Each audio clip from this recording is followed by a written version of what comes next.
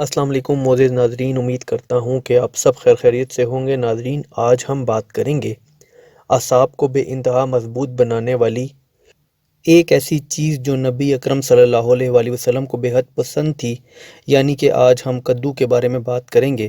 تو چلیے ویڈیو کو سٹارٹ کرتے ہیں، لیکن اس سے پہلے اگر ابھی تک آپ نے ہمارے اس چینل کو سبسکرائب نہیں کیا تو کائنڈلی پہلے اس کو سبسکرائب کر لیں اور پاس ہی بنے بیل آئیکن پر لازمی کلک کیجیے گا۔ شکریہ۔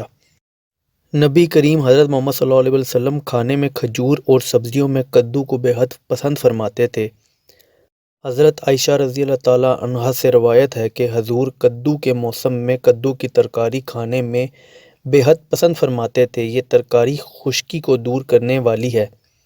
4 صدی ہجری میں طبی محققین، جن میں ابو علی سینا، موسیٰ بن خالد اور حسین بن اسحاق کا نام سر فہرست ہے، ان ماہرین نے کدو کی افادیت کے بارے میں کہا ہے کہ ہم حیران ہیں کہ اس سبزی کے اتنے زیادہ فائدے کیسے ہو سکتے ہیں۔ کدو کے چھلکے کو خشک کر کے اسے جلا کر خاکستر کر لیں۔ یہ خاکستر چاقو، چھری یا تلوار کے زخموں سے جاری خون کو روکتا ہے اور حیران کن طور پر خون کے بہنے کو بند کر دیتا ہے۔ یہ سالن بہت سی بیماریوں میں قوت بخش ثابت ہوا ہے۔ مثال کے طور پر اعصابی توانائی کا مظاہرہ کرنے والے احباب کے لیے نادر شے ہے۔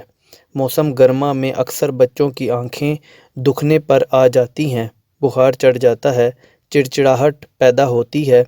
ایسی حالت سے بچنے کے لیے حفظ ما تقدم کے طور پر کدو کا چھلکا حاصل کر کے بچوں کے تالو پر گدی بنا کر رکھیں، بعد میں اٹھا دیں۔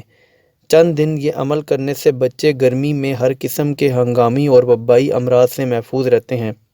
کدو کی ڈنڈی داڑھ کے نیچے رکھ کر چبائیں۔ اگر وہ قدرے مٹھاس لیے ہوئے ہو تو کدو نہایت لذیذ ہوگا۔